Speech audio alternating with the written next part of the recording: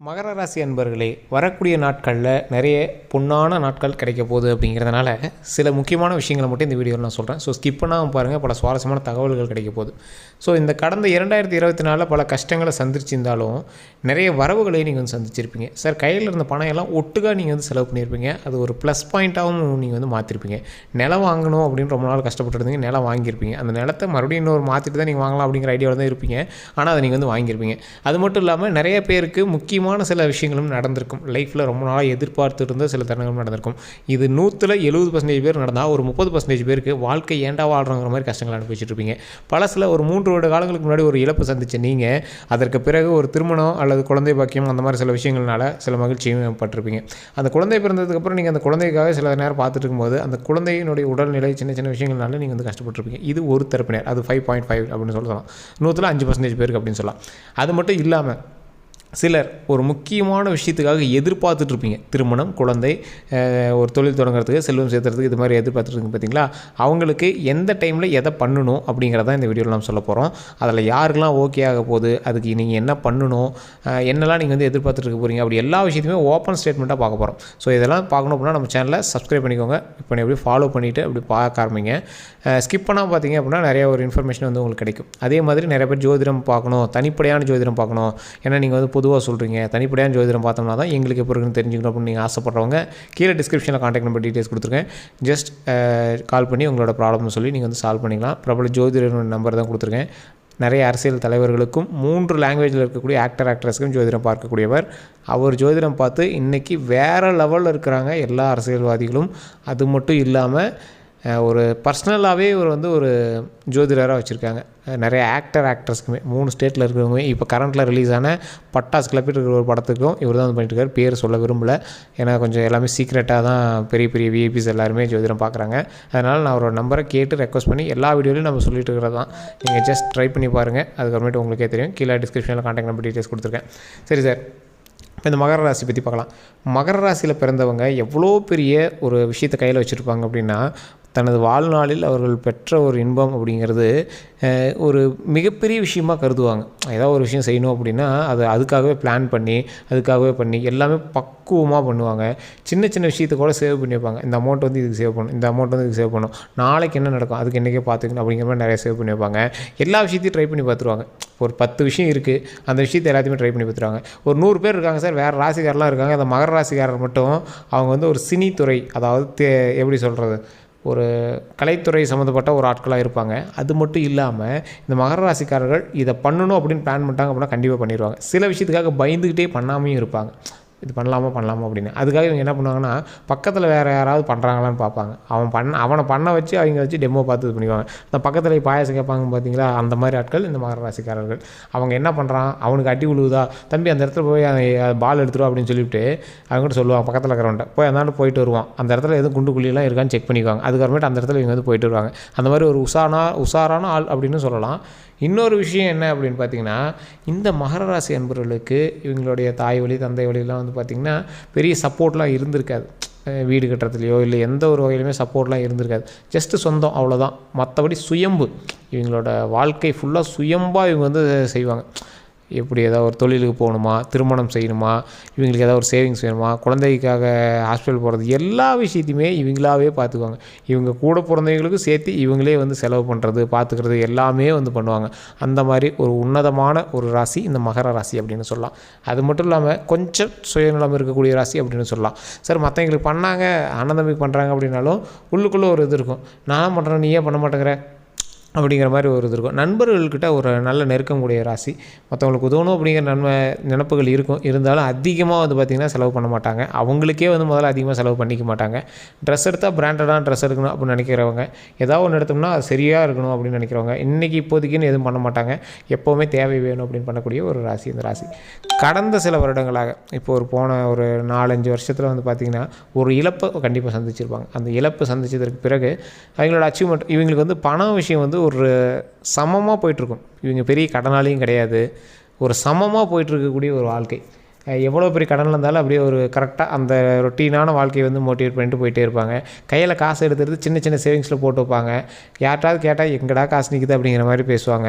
மற்ற மாதிரி இந்த சின்ன சின்ன விஷயத்தெல்லாம் இங்கே வந்து இங்கே எப்படி சொல்கிறது, எல்லா ஒரு விஷயத்துலையும் இங்கே வந்து ஈடுபடணும் அப்படின்னு நினைப்பாங்க. எல்லா வகையிலையும் சேவிங்ஸ் இருக்குன்னு நினைப்பாங்க. மியூச்சுவல் ஃபண்டு, அதே மாதிரி ட்ரேடிங்கு, அதே மாதிரி நிலத்தில் போடுறது, அதே மாதிரி போஸ்ட் ஆஃபீஸில் போட்டு வைக்கிறது, இந்த மாதிரி நிறையா விஷயங்களில் இவங்க வந்து ஈடுபட்டிருப்பாங்க. சின்ன சின்ன சேவிங்ஸாக இருக்கும், அது வருங்காலத்தில் பெருசாகும் அப்படிங்கிற நம்பிக்கையில் நிறைய போட்டுகிட்டே வருவாங்க. அவங்க மேலே அவங்க நம்பிக்கை வைக்கிறாங்களோ இல்லையோ, இந்த பணத்தின் மீது கொஞ்சம் நம்பிக்கை வச்சுருப்பாங்க. அதை கரெக்டாக செலவு பண்ணுங்கிறதால ரொம்ப நம்பிக்கை வச்சுருப்பாங்க. குடும்பத்தில் இருக்கிற எல்லாத்துக்குமே பாசம் வச்சுருப்பாங்க. ஆனால் அதுக்குன்னு எல்லாத்துக்குமே எல்லாருமே பண்ண மாட்டாங்க. இவங்க பண்ணோம் இங்கே பண்ணோம் எல்லாத்துக்குமே கொஞ்சம் சரி பண்ணணும் அப்படிங்கிற ஒரு லைஃப். இவங்களுக்கு இதை பண்ணோம், இவங்களுக்கு அதை பண்ணோம், இது வந்து கட்டாயம் பண்ணோம் அப்படிங்கிறது ஒரு பக்கம் இருந்தாலும் கடமைக்கும் பண்ணுவாங்க. ஸோ இந்த ராசிக்காரர்களை பொறுத்த வரைக்கும் மனதளவில் அவங்க வந்து நிறைய தானம் பண்ணணும் அப்படின்னு நினைக்கக்கூடியவங்க. ஒரு சிலருக்கு அந்த தானமும் பண்ணுவாங்க. அவங்களோட குழந்தைங்களோட பிறந்த நாளுக்கு இந்த மாதிரி ஏதாவது ஒரு விஷயங்களுக்கு வந்து தானம் தர்மம் பண்ணணும் அப்படின்னு ஆசைப்பட்றவங்க அதுவுமே ஒரு சில இடத்துல பண்ணுவாங்க. இது எல்லாம் எங்களோட குணாதிசயமாக இருந்தாலும் இந்த கடந்த 5 வருட காலங்களில் நிறைய இழப்புகளையும் கஷ்டங்களையும் சந்தித்த இவங்க உடல் ரீதியான பிரச்சனைகளையும் சந்திச்சிருப்பாங்க.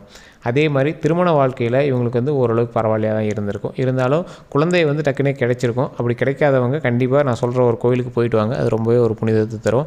உங்களுக்கு மகர ராசி பொறுத்த வரைக்கும் திருப்பதி ஏழுமலையான் தான் உங்களுக்கு எல்லாமே. ஸோ திருப்பதி ஏழுமலையான் வணங்குனீங்க அப்படின்னா உங்களுக்கு ஒரு சூப்பரான ஒரு லைஃப் காத்துட்ருக்கு. அதே மாதிரி இவங்க திருமணம் ஆனவங்களாக இருந்தாங்க அப்படின்னா குழந்தை பேர் இருக்குது அப்படிங்கிற பட்சத்தில் குழந்தை பிறக்கும்போது சின்ன சின்ன விஷயங்கள்னால இவங்க வந்து செலவுகளும் மதிப்படுத்தியிருக்கும். இப்போ கடந்த ஒரு வருடத்தில் பண்ணியிருக்காங்க அப்படின்னா, ஒரு 2 வருடத்தில் பண்ணியிருக்காங்க அப்படின்னா, அதில் போன வருஷம்லாம் வந்து நல்லாவே கொஞ்சம் செலவு வச்சு விட்ருக்கும்.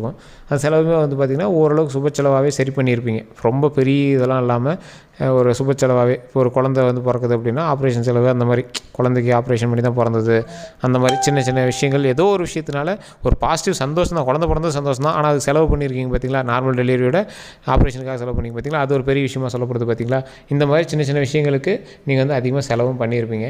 இது எல்லாம் ஒரு பக்கம் இருக்க, மகர ராசியை பொறுத்த வரைக்கும் நீங்கள் காசு சேர்த்தி வைக்கிறதுல ஒரு குபேரன் அப்படின்னே சொல்லலாம். ஆனால் கஞ்சம் பிடிக்கிறதுல ஒரு மிகப்பெரிய கஞ்சவாதி அப்படின்னே சொல்லலாம். இன்னொரு விஷயம் என்ன தெரியுமா, நீங்கள் வந்து கல்வி ரீதியான விஷயத்தில் நீங்கள் முதன்மையில் தான் இருப்பீங்க. இல்லை சார் கல்வி ரீதியான விஷயத்தில் எங்கே சார் நாங்கள் முதன்மையாக இருக்கோம் அப்படிங்கிற சொல்கிறீங்களா, நீங்கள் கம்பேர் பண்ணி பாருங்கள். மற்ற ராசினர் கம்பேர் பண்ணும்போது நீங்கள் கொஞ்சம் உஷாரான ராசி தான். கல்வி ரீதியான விஷயங்கள் அதில் ஏதோ ஒரு ஆஃபீஸில் வேலை பார்க்குறீங்க அப்படின்னா மற்றவங்க இவ்வளோ விட நீங்கள் கொஞ்சம் ஹையர் கிரேடில் இருப்பீங்க. இப்போ ஒரு எக்ஸாம்பிளுக்கு ஒரு 4-5 பேர் வேலை பார்க்குறாங்க, டீம் லீடர் இருக்காங்க, உங்களுக்கு மேலே நிறைய பேர் இருக்காங்க அப்படின்னாலும் உங்களால் தான் அந்த ஆஃபீஸ் ஓடிட்டுருக்கும்.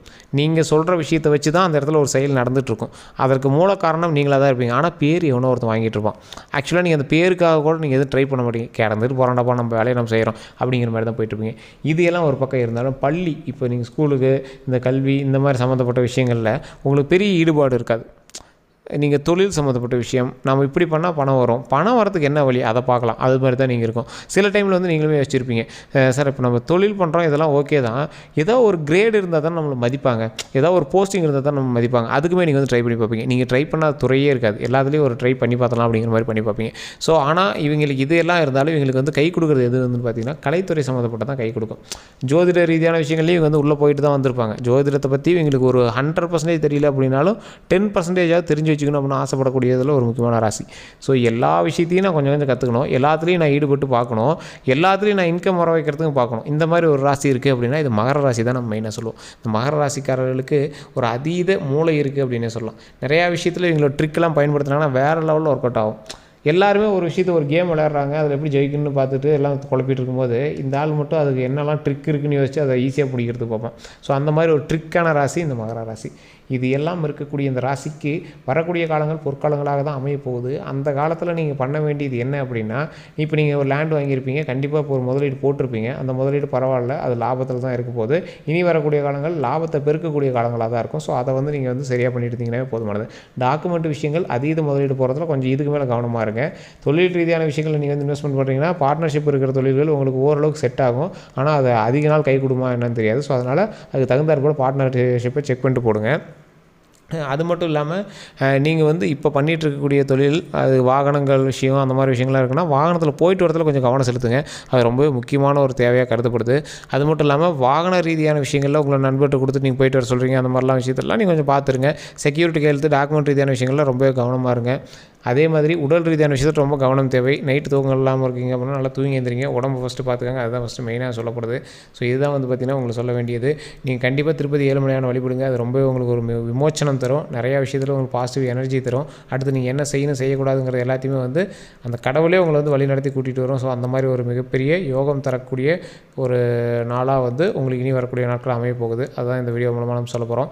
இது உண்மை அப்படின்னா இப்போ நான் சொன்ன விஷயங்கள்லாம் உண்மை தான் அப்படின்னா நீங்கள் வந்து மறக்காம கமெண்ட் செக்ஷனில் பதிவிடுங்க. இந்த வீடியோ பிடிச்சிருந்தா கண்டிப்பாக ஷேர் பண்ணுங்கள். உங்களோட நண்பர்கள் பகிருங்க. நம்ம சேனலை சப்ஸ்கிரைப் பண்ணிக்கோங்க. ஃபேஸ்புக்கில் பார்த்தீங்கன்னா ஃபாலோ பண்ணிக்கோங்க. எல்லோருக்கும் நன்றி நண்பர்களே.